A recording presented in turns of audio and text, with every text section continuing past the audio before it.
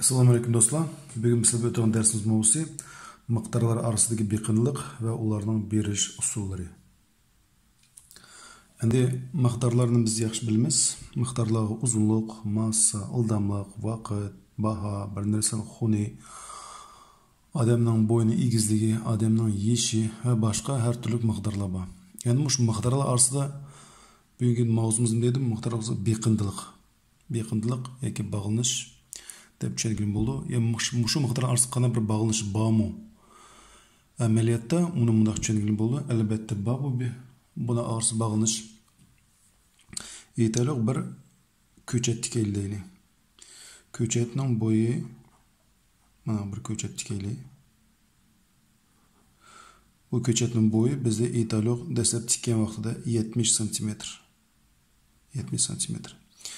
Yillar o'tgan siri bu ko'chat muquli egizlab o'sish bo'ldi, shaharab, yo'g'irib, qana bir mevalar bo'lsa mevalar berish bo'ldi. Demak, endi mushada biz qana miqdorlarni o'zaro bog'lashtirgan bo'ldi. Bu ko'chatning bo'yi egizligi deylik. Egizligi qachon o'sidi? Vaqt o'tgan siri o'sidi. Demak, bu egizligi o'z oldiga bir miqdor bo'lsa, buning qanday miqdori qo'shildi? Vaqt. Qo'shilganda bu ikkisi o'zaro qandaqdir bir bog'lanishda bo'ldi. Uni, ya'ni bir yildan keyin bir ko'chatimizning bo'yi 90 cm, 2 yildan keyin aytaylik 110 cm, 3 yildan keyin 150 cm. Demak, nima tushungan bo'ldi? Vaqt o'tgan sari bu ko'chatning egizligi, bo'yining egizligi yo'qotadi, o'zgaryapti. Demak, bu ko'chatning bo'yining o'zgarishiga nima sabab bo'ldi? Vaqt sabab bo'ldi. Agar vaqt yo'q bo'lsa, demak bu ko'chatning bo'yi shu 70 cm bo'yicha qoladi. Demak, vaqt bilan egizlik o'zaro bog'lanish yasab, vaqt o'tgansa bu ko'chatning egizligining o'zgardigani hammalarga ma'lum. Yana bir misol keltirib beray, aytaylik, bizga uydagilar 200 tanga berdi. Do'konga berib, biz jihnar setib olamizmi? Albatta yo'q.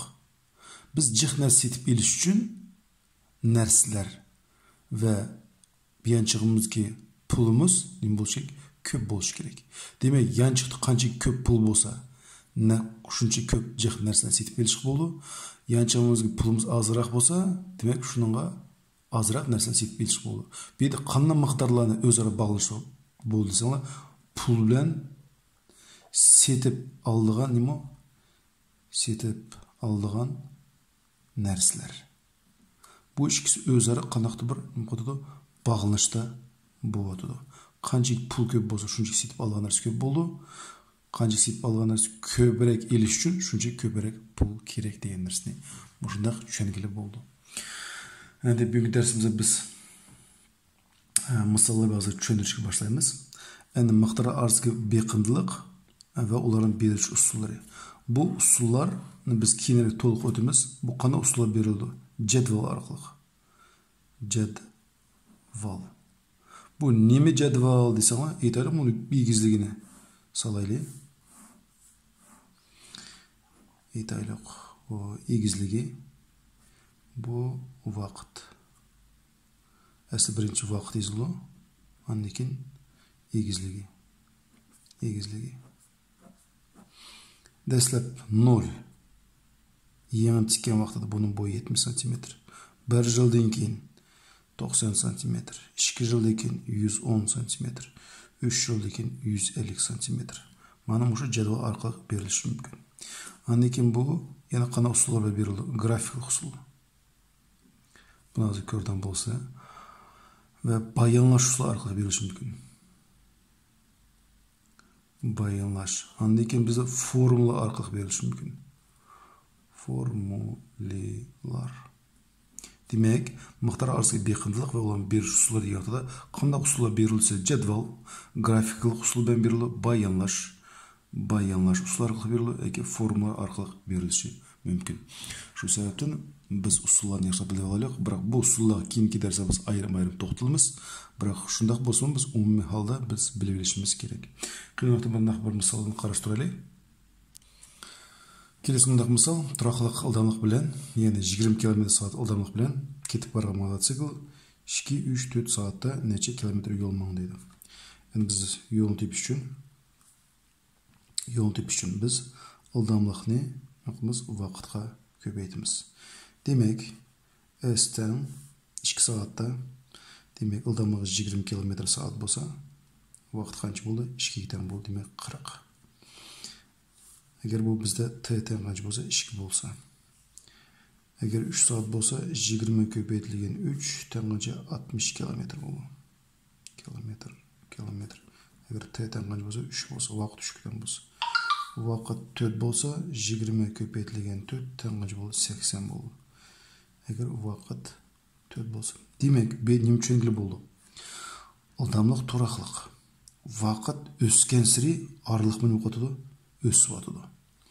Демек, мұш жерде біз үш мықтарының өз ара бағылынышыны көретіміз.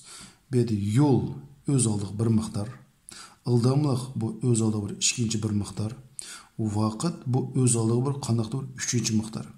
Үш мықтар болды өз ара қандақты бір бағылыныш ясауды. Бұл мықтарлар ішедегі ылдамлық тұрақлық болдыды. Ылдамлық тұрақлық болған әлетте вақытының қандақ өзгергерлігі, yolun өзгерлігі келген қоды бағынышта болдыды. Вақыт қараңғы өзгер болдыды. 2-3-4 yolun мәнасымен қоды өзгер болдыды. Демек, бұл ерде ылдамлық тұрақлық болған әлетте yol вақыт қырын болдыды, бейқында болдыды. Бейқында деген мо? Әнді беді мұндай нәрсені біліп алайлық. Өзгергүчі. Өзгергүчілер. Өзгергүчілер ішкеге бөлінді. Әркін һәм бейқында. Әркін деген сөз бұл самый главный орысша етіп қарай.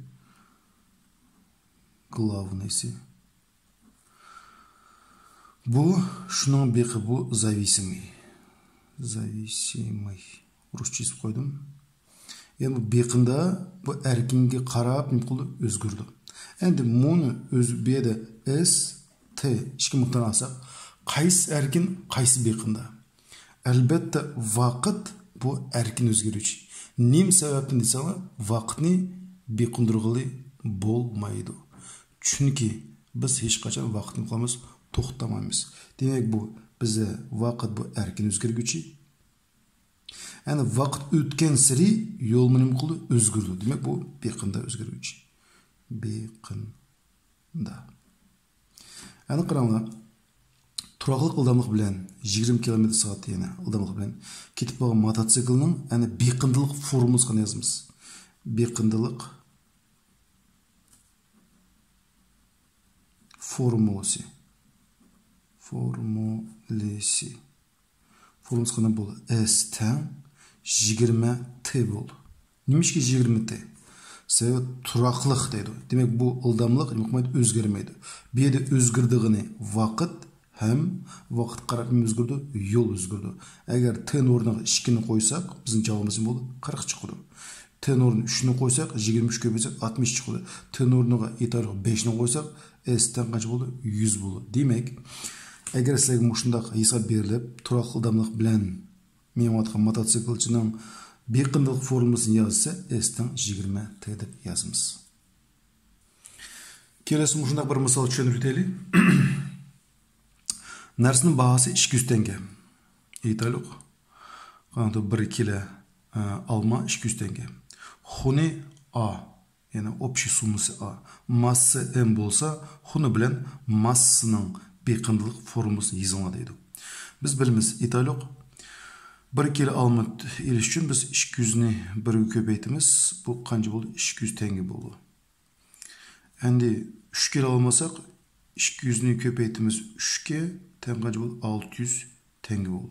Беді бұл 200 бұл бағасы. Бұл бізде не болды? Массы. Бұл бізде не болды? Хуны болды. Яғни общий сумма. Демек, хуны А теңге. Тән 200 көбейтілген 3. 200 деген му? Бағасы. 200 көбейтілген му? М болды. Немешке? Масс өзгірді. Масс өзгерген сәр не болды? Хунымы өзгірді. Шынымен демек, massa bilen xunning beqinlik formulasi ise şurada A teng 200m dep yazımız. Kelesi bizim bundaq misalımız tiktor bo'lgan kengligi 3, uzunluğu x, meydani bilen uzunluğunun beqinlik formulası yazıladi. Albatta bu tiktorun meydani berilmegen, uzunluğu berilmegen, durusmi?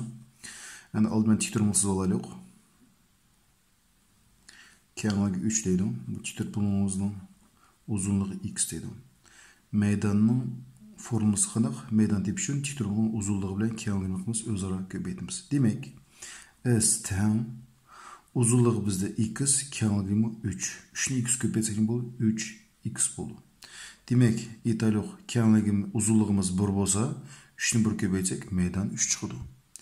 Eğer x uzunluğumuz 2 bolsa, 3'ni 2 köpeytsek meydan 6 çıkıdı. Görüyorsunuz bir de yani bu S meydan bu x qarab mümkün beqinli bo'ladi. Yani x qarab mümkün özgürüyor. İtalik x'nin orada 10'nu koysak, 3'ni 10 köpeytsek qancha bo'ladi? S'nin manası 30 bo'ladi. Demek bir de yani erkin özgürücü qaysi deydi? Erkin özgürücü x. Beqindisi qaysi? Beqinda özgürücü bu S yani meydan. Kelesi mundaq bir misal qarashtiraylik. Tiktor bo'lğunun uzunluğu kengligidan 7 cm uzun. Perimetr bilen taraflarının arasındaki beqinlik formulası yazıladi. Demek alben tiktorumuz var.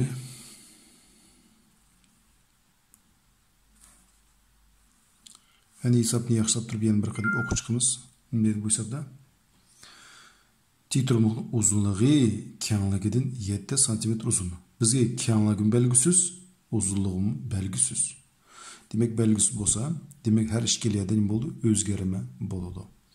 Demek kengligi x sek, uzunluğu ne boldu? X qo'shilgan 7. Çünkü uzunluğu kengligidan 7 cm uzun olur. Demek bu şunda qo'shim turdi qoladi. Yani x ga 7'ni qo'shib 7x deb bir palanchi bir sanni o'ylab yozishning hojati yo'q. Endi perimetr bilen taraflarının arasındaki beqinligini formulası yazıladi. Biz perimetrinin formulası yazsak, hipotezasini yazsak, biz şunda hisobimiz chiqqan bo'ladi. Onun için biz perimetr tepishini qanday qildik? Tiktorun perimetr tepishini uzunluğu bilen kengligini qo'shib, onu biz 2 ga ko'paytirdik. Demek p teng 2 ko'paytirilgan tirnoq ichiga uzunluğu bizde x qo'shilgan 7. Bu bizde nimasi bo'ldi? Uzunluğu bo'ldi. Qo'shilgan kengligi x. Mana biz hipotezasini yazıp, endi yig'ishtiramiz, o'xshash yoziladi. Teng x ga x'ni qo'shsak 2x, bu oldiga 2 o'sib chiqib qoldi. Buni ko'chirib qo'ydik mana bu yerga. X ga x'ni qo'shsak 2x plus 7 ni o'sib ko'chiramiz. Ya'ni 2x ga 7 ni qo'shib 9x da bir narsani yeyishni hojati yo'q. Teng. Endi bu 2 ni har birisiga ko'paytirib ochamiz. 2 ni 2x ko'paytsak 4x plus 2 ni 7 ko'paytsak 14. Demek perimetri teng 4x qo'shilgan 14. Yani biz nima yozdik? Bu nima deganda perimetr bilan taraflarning arasidagi bog'lanishlik formulasi. Kelesida biz buni misol y-dan 5x minus 2. Bu yerda beqinlik ifodamiz. Yana berilgan miqdor arasidagi bog'lanish formula orqali berilibdi. Bu yerda x teng 4 minus 3 0 bolsa, yani 3 meni ayrim berilgan bolsa, y'ning ma'nolari teplanadi. Yani x o'rniga 4 ni qo'ysak, y'ning ma'nosi boshqacha chiqadi. Minus 3 ni qo'ysak boshqacha chiqadi. Shu ma'noni tepadi. Demak x teng 4 bolsa, x o'rniga 4 ni qo'ymish. Shu joyda yeshish. Y teng qarang 5 ni ko'ryapsizlar, 5 ni yozsizlar. 5 ve x arasida ko'paytirish belgisi bor, unutib qolmanglar. X keldi. Yani x o'rniga qancha qo'yamiz? 4 ni qo'yamiz. Minus 2 ni yana o'sib qo'yamiz. Hesap yazımız ko'chirib. 5 + 20 hisoblasa qancha bo'ldi? 18. Demek x teng 4 bo'lsa, y teng 18 deb buni hisoblaylik. Kelasi minus 3 ni qo'shaylik. Yani y teng 5 ko'paytirilgan minus 3. Qaranglar. 5 ni o'sib ko'chirdim. X o'rniga minus 3 sonni qo'yapman. Minus 2 ni yana o'sib ko'chiraman. 5 minus 3 ko'paysam minus 15 bo'ldi. Minus 15 minus 2 minus 17 bo'ldi. Demek yazımız x teng minus 3 bolsa, y teng, y ma'nosi qancha chiqdi? minus 17. Kelesi 0'ını koyup göreylik. Y'den yani 5 öz bir kaldı. Köpeyilgen x'in orada bu 0 sanı koyumuz. 5 7 0 minus 2. 5 0 köpeyecek 0. 0 bu yok degenirse cevabı kanca minus 2. Demek x'ten 0 bolsa y'ten minus 2 boldu. Bunda yazılı boldu. Kelesi yani şundaq yani bir misal karıştırıtaylık. Etaylık y'ten kx dep kanalı bir formula arkalık bir kındık verildi. Y'ten 30 x'ten 2,5 bolsa k'nın manası kanca deydi. Bir hiç qanday qiyinchilik yok. Mana bizde formula y o'rniga apirib 30'ni qo'yamiz. 2,5'ni apirib x'ni o'rniga qo'yamiz. Bir tal bizde o'zgarim bo'ldi. Qiyin ketdi. Y mi? Eshitaylik. Birinchi bizni ko'zimiz ko'radi y o'rniga qo'ygan samba bizde 30 tan ko'ryapmiz buni. K yok biz öz piç kaldı. Köpeklerin x sonra 2,5'ni koymuş. Bu bizde 10 etamını 5. misalı. 2 santim için 30'unu bölümümüz kaçı? 2,5'ke. Bir de tem kaçı oldu bizde? Cevabı 12 oldu. Demek cevabı bu hesapta k tem kaçı? 12. Kelesindeki misal y'ten 3x plus 1 ve y'ten x plus 9 x'nin qandaq mənasıda biqində özgərgüçlər özara təm boldu. Ana qaranglar, bu yerdə biz özgərmələrini bilishimiz kerak. Qaysı erkin özgərgüçü, qaysı biqində özgərgüçü. Erkin özgərgüç deb aldı bilan qaysının məna berimiz. Yəni qaysı glavnıyroq bu yerdə. Şu bizdə erkin özgərgüç boldu. Qaysı biqində, qaysı keyin çıxdı hesablandı. Bu bizdə biqin özgərgüçü. Qaranglar, bu bergen hesabda erkin özgərgüç bu bizdə x. X biz adayız koy. Çünkü biz aldı bilen x qımana berimiz. İtalyok 5'ni besek 3'ni köpeytimiz 5'ke 15. Birini qoşubuz 16. Andın keyin y qımana çıkardı. Bu bize biqinde özgərgüç. Kelesi hesabım şundaqla erkin özgərgüç x biqinde sinin boldu y. Endi qarama yaxshilab o'qaylik. X'nin qandaq manasida biqinde özgərgüçlər öz ara tenglishidu deydi. Demek benim degan söz y'lar yani bunu bir xil o'zaro teng bo'ldi deb bundaq yozamiz. Endi qarang. Birinchi y o'rniga biz 3x plus 1 yozamiz. 3x plus 1 teng ikkinchi y o'rniga x plus 9. Yani biz shartiga qarab bundaq ifoda tuz bo'ldik. Yani o'qib chiqsa qarang, biqinda o'zgarguvchilar o'zaro tenglashidi dedi. Demek bunu y'larni o'zaro tenglashtiramiz. Birinci y o'rniga 3x plus 1'ni yazdım. İkinci y o'rniga x plus 9 yazdım. Keyin bu tanımını çıkarıp koyalım.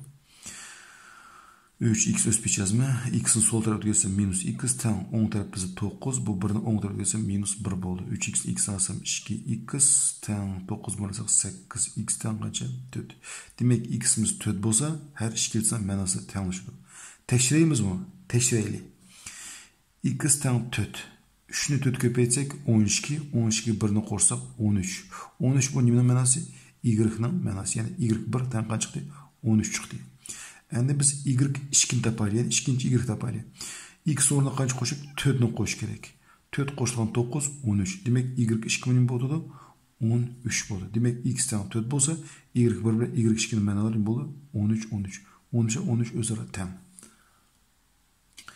Kelasi bizning bunda qilamiz. Özünden görürse bana koordinat tekşirde bana bir neçe çekitler verildi. Şu çekitlerden beqindilik jadalini qurumlar deydi. Yani bir de qanday miqdorda o'zaro beqindi bo'ldi, yani bog'lanishli bo'ldi. Bu yerda x ve y.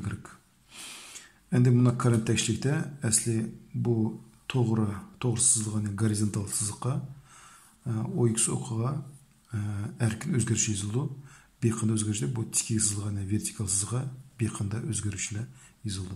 Demek biz jadvalni bir dil yazaylik. Bu hech qanday qiyin emas hisob. Jadvalni nasıl qo'yaylik.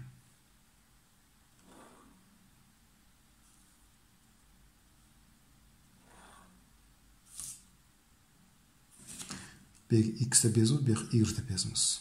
Yani bir chetni izlaymiz. Bu chetdagi bir chekit boshlaydi. Bu chekitning argumenti x qancha ekan? Tikkidan cho'dan bo'lsak, bu chekitga hisoblaymiz. Bu 0, minus 1, minus 2, minus 3, minus 4.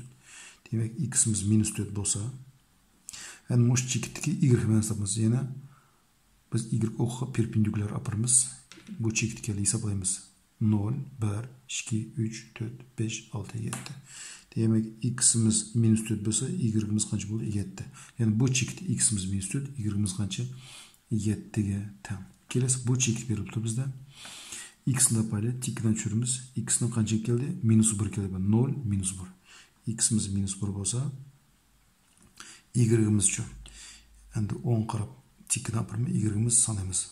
0, 1, 2, 3, 4, 5. Y'imiz qancha? 5 keldi. Demek y'imiz 5. Kelesi bu çekit. Bu çekitni tikdan apasak x'ni qancha keldi? 0 keldi. Y'imiz şu, y muş çekit özde qancha ketan? 2 ketan çünkü mana. Y 0, 1, 2. Demek y'imiz qancha? 2 ketan. Kelesi bu bize 3-cü çekit. X'imiz apardan bo'lsak 1 ketanki. Y'imiz şu sol qarab tikdan aparat bu tövün turdu 0, bu nima qancha? Minus 1 ketan. Kelesi bu bizde çekit. X qancha ketanki tikdan apasak 2 keldi. Y'imiz qancha keldi? 3 keldi. Demek x'imiz 2 bo'lsa, y'imiz 3 bo'ldi. Hem oxirgi chekitimiz tikdan aparaylik. X'ning 3 keldi, y'ning bu chekit keldi hisoblaymiz. 0, minus 1, minus 2, minus 3, minus 4. Demek x'imiz 3 bo'lsa, y'imiz qancha? Minus 4. Mana mushunday beqinlik jadvalini qurib olishga bo'ladi. Endi sizga savol qo'yishim mumkin. X'imiz minus 1dan aytaylik 2'nin aralığı bolsa, y'nin manaları qandaq boldu deydi. Uç adamın minus 1, uç adamında yazımız, yani y'nin manaları qandaq boludu deb so'l qo'ysin deyli. Yani qaranglar.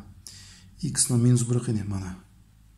Demek x minus 1 degende y'imiz qancha bo'ldi? 5 bo'ldi. Yani x'ni 2 qilma, x'ni 2 mana. Y'imiz qancha bo'ldi? 3 bo'ldi. Endi mushu aralıqda y'ni yazımız. Mana qo'shdan chiqadi. Eng kichik manasi qancha? Minus 1. Demek minus 1dan eng cho'ng manasi qancha? 5. Demek y'imiz minus 1dan 5 kichik qilib o'zgardi deb esla. Yani ba'zi qanday yozdi? Minus 1ni ko'rib 5ni yozdi, 2ni ko'rib 3ni yozdi. Demek 5'ten 3 kişi yazsa hata. Yani 3'ten 5 kitap yazsa ona bulu yani hata. Yani şu minus 1'den 2 kişi boğan aralıkta yani x'nin minus 1'den 2 kişi boğan aralıkta yani mana qarama. Minus 1'den 2 kişi boğan aralıkta mana yani bu aralık durusma. Y'nin en çoğun menası 5, en küçük menası minus 1. Demek minus 1'den 5 kişi bulu özgürlüğünde muşta cevap yazılı. Şöyle görmedi dostlar, bugün bizim dersimiz ayaklaştı. Barlan diqqatinglar köp rahmet. Muş video boyunca qanaqdır bir kamchilik bayqamasdan kommentariyga tushunib qolmanglar. Yaqqan bo'lsa like beshni unutib qolmanglar. Bo'pti, xo'sh, sog' salomat bo'linglar.